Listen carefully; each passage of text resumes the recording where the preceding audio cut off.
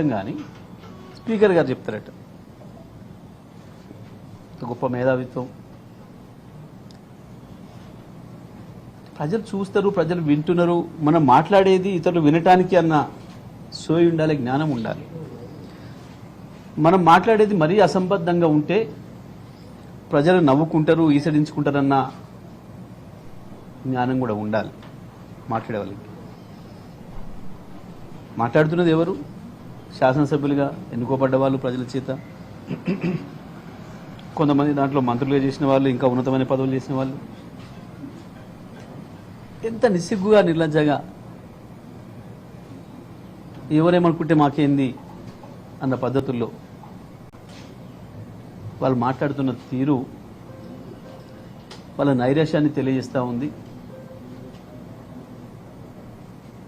ఇది తప్పకుండా స్పీకర్ గారు నిర్ణయం ఏది చేసినా ప్రజల దృష్టిలో మాత్రం ఇప్పటికే వాళ్ళు పూర్తి స్థాయిలో పతనమై ఉన్నారు. ఇది ఇట్లాగే ఇంకా కొనసాగిస్తే, ఈ మాటలు ఇట్లాగే మాట్లాడుతూ ఇట్లాంటి రాతలు రాసి స్పీకర్ గారికి ఇస్తూ ఇంకా మేము ప్రజల్ని మోసం చేయడమే కాదు, స్పీకర్ గారికి కూడా గంతలు కడతాం, కోర్టులో కూడా గంతలు కడతాం అనే ఒక ఆలోచనలు వాళ్ళకు ఉంటే అంత మించిన మూర్ఖులు ఇంకోరు ఉండరు. తప్పకుండా వాళ్ళు అనర్హులు కావడం ఖాయం. మళ్ళీ ఎన్నికల్లో ఎవరైనా నిలబడితే కూడా వాళ్ళు మట్టిగా రావడం కూడా ఖాయం. తప్పకుండా చేసిన తప్పుకు సరైన శిక్ష అనుభవించడం కూడా ఖాయం. సార్, గత 10 ఏళ్లలో మీరు చేసిరని కాంగ్రెస్ వాళ్ళు, ఇప్పుడు కాంగ్రెస్ చేసిరని మీరు పొలిటికల్ వెండెట కోసం మాట్లాడుతున్నారు. కానీ అసలు ప్రజలకు ఇదంతా అవసరం అవుతుంది?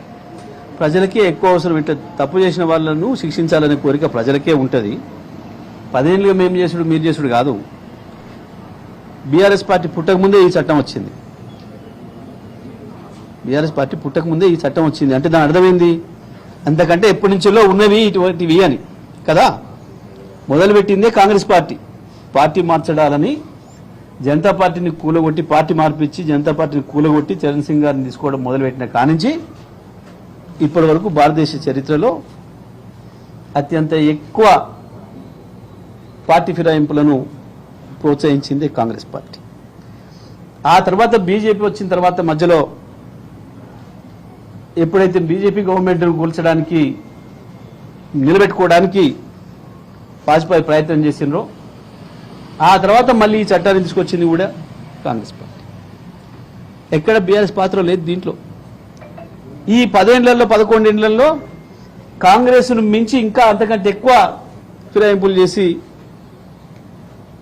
అంతకుముందు వ్యక్తుల్ని ఫిరాయింపు చేసేది కానీ ప్రభుత్వాన్నే ఫిరాయింపు చేసిండు మోడీ గారు. ఈరోజు సాయంత్రం వరకు కాంగ్రెస్ పార్టీ ముఖ్యమంత్రిగా ఉన్న ఆయన రేపు పొద్దున తెల్లారే వరకే బీజేపీ ముఖ్యమంత్రి కూడా అయింది. ఇది మనందరం కళ్ళ ముందున్న విషయం.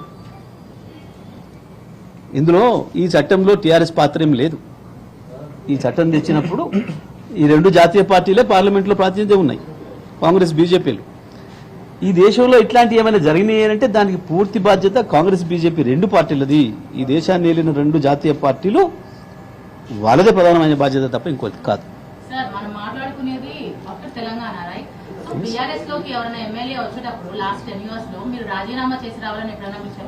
మేము విలీనం చేసుకున్నాము.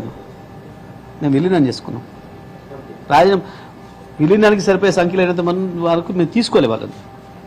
విలీనం సరిపోయే పద్ధతుల్లో ఇప్పుడు వీళ్ళు తెచ్చిన చట్టం ఏదైతే ఉందో ఆ చట్టం అనుమతించిన మేరకే మేము పనిచేసాం.